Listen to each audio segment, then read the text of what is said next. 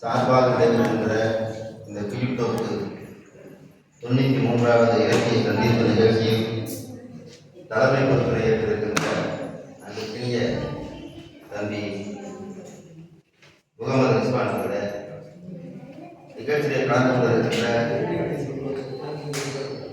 மரியாதைக்குரிய அண்ணன் சிவாஜி அவர்களே, எனக்கு முன்னால் உரையாற்றிய தமிழ்மணி அவர்களே, மாவட்டத்தினுடைய தலைவர் அருமைக்குரிய சகோதரி ராஜா ரிஸ்வான் அவர்களே, நிகழ்ச்சியை சிறப்புமாக கலந்து கொண்டிருக்கின்ற பாரதிய தமிழக பேரவையுடைய தலைவர் மரியாதைக்குரிய கவிஞர் பாரதி அவர்களே, நிகழ்ச்சியை கலந்து கொண்டிருக்கக்கூடிய எழுத்தாளர்களே, சிந்தனையாளர்களே, தாய்மார்களே, அனைவருக்கும் பணிவான முதற்கண் வணக்கம்.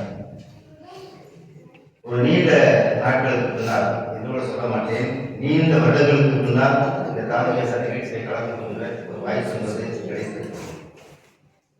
நான் இங்கே வந்து பார்த்ததுக்கு முன்னால் புதிய புதிய முகங்கள், நிறைய கவிஞர்கள் உருவாக்கியிருக்கிறீர்கள், நிறைய எழுத்தாளர்களை உருவாக்கியிருக்கிறீர்கள், நிறைய பேர் கவிதையை படித்துக் கொண்டிருக்கிறார். நான் ஒரு கட்டத்தில் மிக வருத்தத்தோடு என் வாழ்வில் நினைத்தது உண்டு. ராமேஸ்வரத்தை கடையிலக்கிய என்கிற ஒரு தங்கை இருந்தார், ஒரு அற்புதமான கவிஞர். அவர்கள் நமக்கு இல்லை, அவருடைய இடத்தை யார் பூர்த்தி செய்வார் என்று நினைத்துக் கொண்ட பொழுது அந்த இடத்தை ராஜா ரிஸ்வான் மிக சரியாக பூர்த்தி செய்திருக்கார். அந்த தங்கையை பூர்த்தி செய்திருக்கார் ஒரு பெரிய ஆர்வம். கலையிலக்கிய அமைப்புகள் என்பது இன்னும் பொதுவாக சொல்ல வேண்டும் என்றால், தமிழ்நாடு உருவாக்க கலைஞர் சங்கம் என்பது நிறைய வாய்ப்புகளை எனக்கு வழங்கியிருக்கிறது. 7 வருஷமா கூப்பிடல, எது கூப்பிடலன்னு தெரியல. நானும் நான் சொன்னேன், நீங்க கூட மாட்டேங்களா அப்படின்னு நான் கேட்டேன். ஏன்னா தமிழ்நாட்டில் பல்வேறு மேடைகளில் பேசிக் கொண்டிருக்கிறோம்.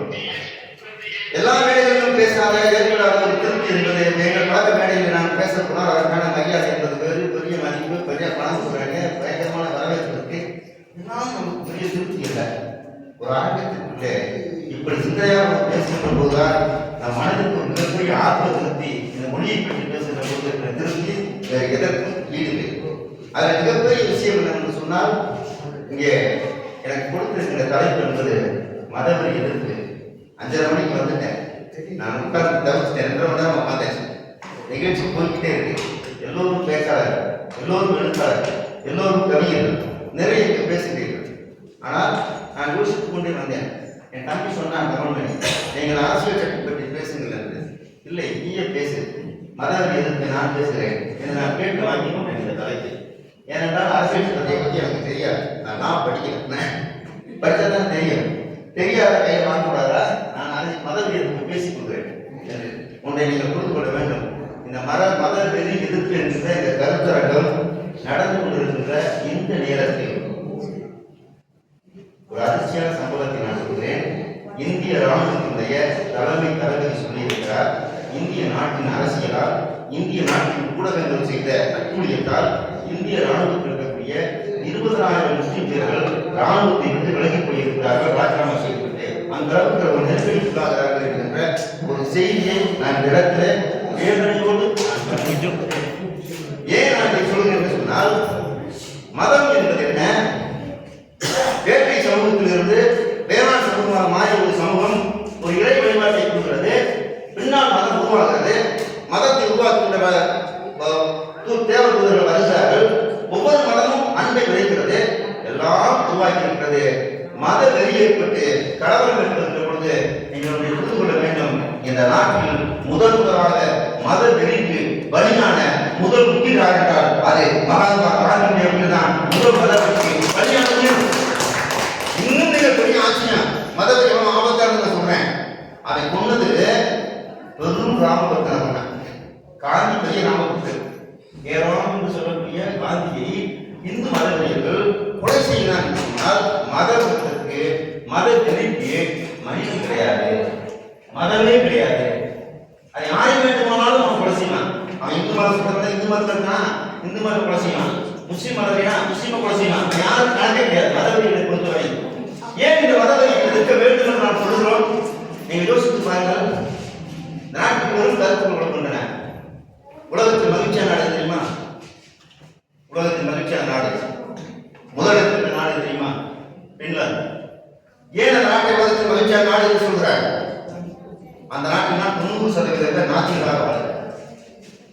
கடவுள் மறுப்பு பேசுகின்ற 90% நாடு அமைதியாக இருக்கிறது.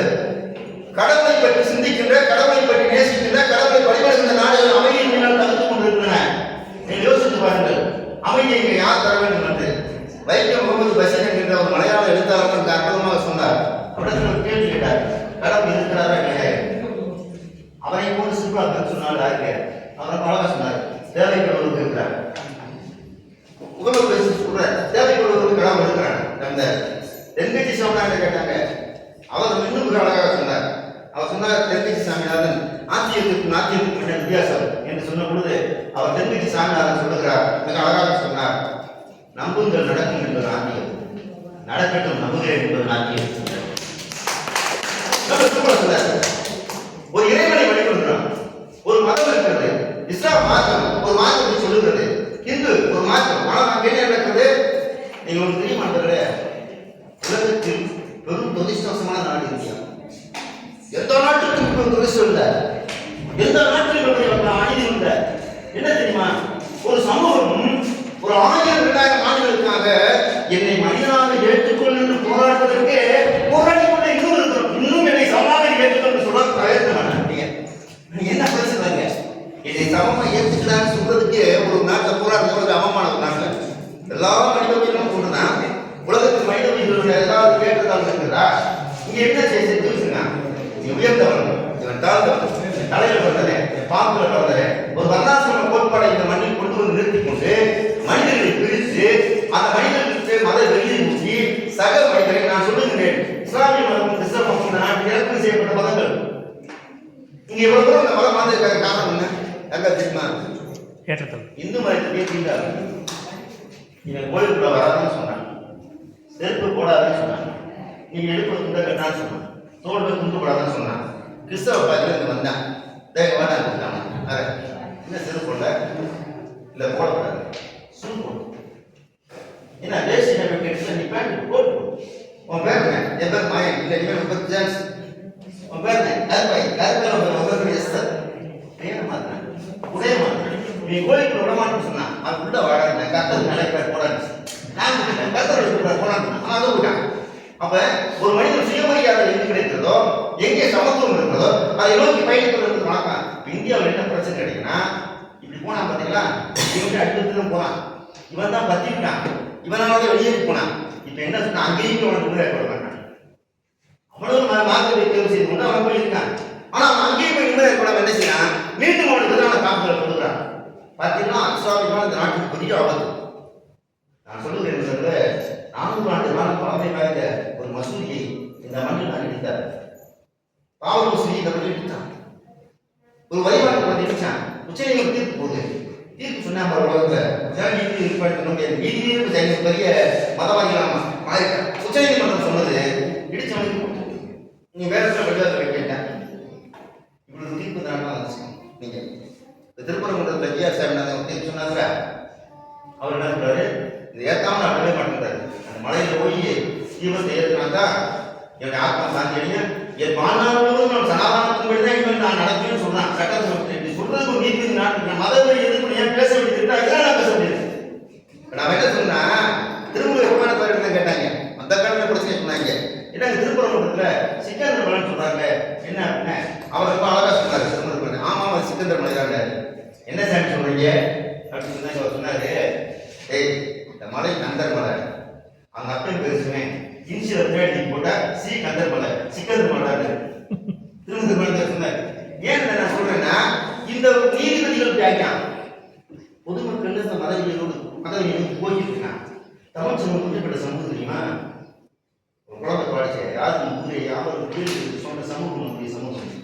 உனது வீடு உனது பக்கத்தில் வீட்டின் இடைவெளிக்கு சுவரை இடித்து வீடுகளுக்கு இடையே திரை விளக்கி நாட்டோடு நாட்டை இணைத்து ஏறி என்று பாடா இங்கும் இங்கும் பாடா இங்கும் மக்களை மாறாவது வாழ்ந்த பிறப்பை பாராவுடன் பிறந்த வட்டாரத்தை என் இனம் எங்குடன் கட்டிட ஒட்டிய மக்கள் பெருகிற பார்த்து வைச்சொல் மாநில சமுத்திர நாடு கூறு கூறாங்க.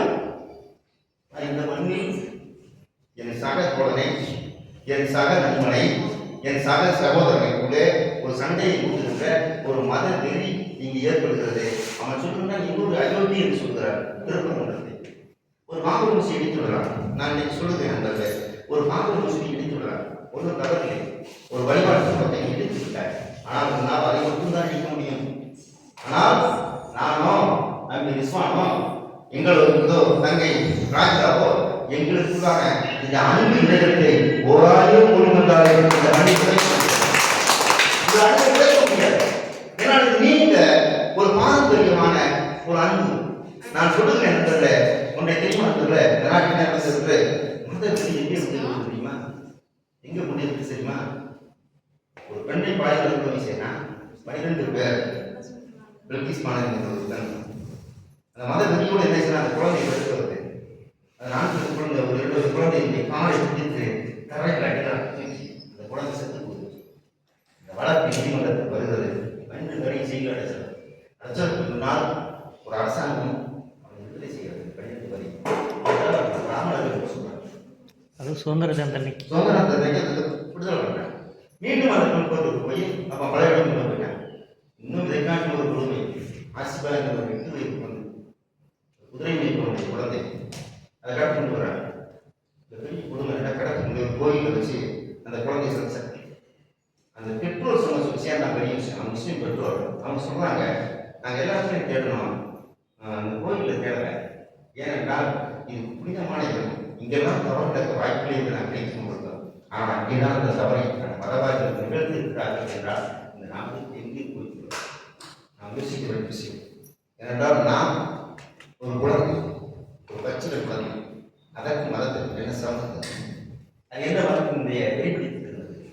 ஒரு பெண், அவளுக்கு மதத்திற்கு என்ன சம்பந்தம்? ஒரு புதிய அணைகளை காட்டிலும் அந்த குழந்தையை கொலை செய்தவர்களை கைது செய்யக்கூடாது என்று தேசிய குடியை பிடித்துக் கொண்டு ஒரு அரசியல் கட்சியினுடைய எம்எல்ஏக்கள் காசிகளே ஊர்வலம் போகிறார்கள் சொன்னால் நாம் என்ன சொல்லுவோம்? மத பற்று, மத வெறி, கடவுள் அவங்களுக்கு இன்றைக்கும் கூட நீங்க கடவுள் என்பது எப்படி கடவுள்னா, கடவுள் இளைஞர்களுக்கான இனிய கடவுள் வந்த மாதிரி. நீங்க ராமன் என்கிற ஒரு கடவுளை நீ வில்லன் ஆகிட்டேன், ராமன் என்கிற கடவுளை அவரே வில்லன் ஆகிட்டேன். இவர் முருகனுக்கு நாங்கள் பார்க்குறேன். அடுத்த வில்லன் தயார் பண்றேன். முருகன் என்பவன் இந்து மத கடவுளே இல்லை, அவன் தமிழ் கடவுள், தமிழர்களுடைய மூதாதி. அவன் என்ன செய்யறாங்க, இந்து மதத்துடைய கடவுளாக மாற்ற பார்க்கறாங்க. நான் இன்னும் சொல்லுகிறேன், எல்லா மதங்களிலும் ஒரு ஓர்மை இருக்கிறது, எல்லா மதமும் இருக்கிறது, எல்லா மதத்திலும் அவர்கள் வழிபாட்டு பெற்றிருக்கிறார்கள். நான் அதையெல்லாம் நான் குறை சொல்ல முடியவில்லை. சில பேர் நினைக்கலாம், நான் முழுவதுமாக நாட்டிற்கு போய்விடுவோமா, கடவுள் இல்லை என்று சொல்லிவிடலாமா? அப்படின்னு சொன்னானே, கடவுளை மனிதன் இதெல்லாம் சொல்லிவிட்டால் இந்த மக்கள் கேட்பானா என்றால் அதற்கான சாத்தியக்கூறு இல்லை. ஏனென்றால் காட்சி முன்னே காட்டும் அதிகமாக இருக்கிறது. நாம் செய்ய வேண்டிய இலக்கிய வேலை, நாம் செய்ய வேண்டிய கடமை என்ன இருந்திருப்போம். ஆனால் ஒரு மதம் என்ன சொல்கிறது என்பதை நீ கேட்டு செய்வது. அன்பே சொல்வது சொல்லுல, ஏன் அன்பு சொல்ல மாட்ட? எல்லாரையும் ஒரு குடும்பமாக நேசிக்க வேண்டும் என்று இஸ்லாம் சொல்லுதுல, ஏன் நினைக்க மாட்டேன்? எல்லோரும் பேரவை செலுத்த வேண்டும் என்று தன்னை சிறுவையில் அடைந்த கொடியவர்களை கூட இறைவா அவர்களை மன்னித்து அறியாமல் தவறு செய்தார்கள் என்று சொன்ன இயேசு உள்ளம் ஏன் கிறிஸ்தவனுக்கு வராமல் இருக்கிறது? மிகப்பெரிய அன்பை போதித்த புத்தருடைய எண்ணம் ஏன் பௌத்த மதத்தை சார்ந்தவர்களுக்கு வராமல் போனாலே? பௌத்த பேரினவாதத்தால் இலங்கையில் பல லட்சம் மக்களை கொண்டு குடிச்சான். நீங்க புத்த மதத்தை சார்ந்த பெரிய கொடூரம் உலகத்தில் நாம் இலங்கையில் நடந்த விஷயத்தை பார்த்தீங்கன்னா, குட்டிமணி ஜெகன் தங்கத்துறை முதல் சொல்றான் நீதிமன்றத்தில், உங்கள் கடைசி ஆசை என்ன என்று சொன்னபோது அவன் சொன்னான், நீங்கள் தொற்றிருக்கலாம் எங்கள் கண்களை எடுத்து பார்வையற்ற தமிழக வையுங்கள். ஏன் என்று கேட்டார்கள். அவர்கள் சொன்னார்கள், நாங்கள் இறந்து விடுவோம், எங்கள் கண்களாவது அடைய போகிற சுதந்திர தமிழகத்தை மாற்று ரசிக்கட்டும் என்று சொன்ன ஒரு காரணத்திற்காக அந்த பௌத்த பேரின மாதம் என்ன செய்தது? கடப்பாறை வைத்து அவன் கண்ணை தூண்டி போட்டு காலை பூசாடி மிதித்த சமூகம். இந்த சமூகம் தானே புத்தகத்தையா செய்ய சொன்னா? பௌத்த மதத்தான் சொல்லுங்க. நீங்க மதம் சொன்னதை தினமே கேட்கல. இது வெறியோடு இருக்கான். நீங்க மிக தெரியுமா உங்களுக்கு, நீங்க பல பேர் விஷயத்தை நான் சொல்ல விரும்புகிறேன். இந்த இஸ்ரேல் காசாவிலே அந்த குழந்தைகள் பசியா துடித்து கொண்டிருக்கிறார். அவர்கள் அந்த கஞ்சி வாங்குவதற்கு தட்டு வச்சு ஓடிக்கொண்டிருக்கிற பொழுது இஸ்ரேல் ராணுவம் துப்பாக்கி எடுத்து அந்த குழந்தைகளை சுடுகிறது. இது போர் நினைக்கிறீர்களா? இல்லை, மதத்துக்கு அந்த குழந்தைகளை சுடுவதற்கு அவனுக்கு மனம் வருகிறது. ஜாக்கி சான் என்ற ஒரு நடிகர் ஒரு குழந்தையை பார்த்து கேட்டார், நீ பெரிய ஆளாக என்ன செய்வ என்று கேட்ட பொழுது அந்த குழந்தை சொன்னது, நான் தான் பெரிய ஆளாகவே ஆகப் போவதில்லையே. ஏன் என்று கேட்ட பொழுது, நான் காசரன் குழந்தை என் கொண்டுள்ளார் என்று சொன்னது. இந்த உலகத்தை நான் பெரிய ஆளாக ஆக மாட்டேன், என்னை கேட்கிற என்னை கொண்டுவாங்க அப்படின்னு. புதுக்கோட்டையை சொன்ன அஜிங்கர் என்ற ஒரு கவிஞர் தான் சொன்னார், கடவுளின் தீண்டாமையா காணாமல் போயின காசாரி சொன்னதை. அவன் கவிதை புதுக்கோட்டை நஜிங்கர் என்ற ஒரு கவிதை, கடவுளின் குழந்தையா கடவுளின் தீண்டாமையா காணாமல் போயின காசாரி குழந்தை. நான் சொல்லுவேன் நண்பர்களே, மனிதர்களை கொன்று மதத்தை காத்து என்ன செய்ய போகும்? மனிதர்களை கொன்று கடவுளை காப்பாற்றி என்ன செய்ய போகும்? என்ன பெரிய வழிபாட்டு குளம், என்ன பெரிய கோயில், என்ன பெரிய மதசாலை, என்ன பெரிய தேவாலயம், இதெல்லாம் தேவையில்லை. நான் சொல்லுகிறேன், அன்பு தான் தெய்வம். நெஞ்சகமே கோயில் நினைவே சுகந்தம் அன்பே மஞ்சரணி பூசை கொள்ளுவதாய் பராபரமே. எல்லோரும் பின்பற்றிருக்க வேறொரு வழியில் பராபரமே என்று தாய்மானவன் சொன்னான். இதை யார் பின்பற்றுகிறாங்க இருக்கிற பிரச்சனை. நான் இந்த 10 பேர் நான் அதை சொன்னேன். ஒரு இலக்கியவாதி எப்படி இருக்க வேண்டும், ஒரு பத்திரிகையாளர் எப்படி இருக்க வேண்டும். நான் சொல்லுவேன், ஈழத்தில் பிரபாகரனை தாண்டி ஒருவனை நான் நேசிக்கிறேன் என்று சொன்னால் அவன் லசந்த பிரபதுங்கா என்கிற ஒரு சிங்கள பத்திரிகையாளர். நீங்கள் அந்த பத்திரிகையாளரை பார்த்தீர்கள் சொன்னால், பத்திரிகையாளரை நீங்கள் பார்த்தீர்கள் சொன்னால், அவன் இலங்கையிலே பிரேமதாசனுடைய நண்பன். அந்த பல்கலைக்கழக ஊடகம் பத்திரிகையாளர் உலகத்தில் தலை சிறந்த 10 பத்திரிகையாளர்கள் அவன். அந்த வசந்த விக்ரமதுங்கா என்ன செய்தான், அவனுக்கு 2 பெண் குழந்தைகள், மனைவியுடைய பேர் சோனாலி. அவன் தன் நண்பன் அந்த பேர் அவனுக்கு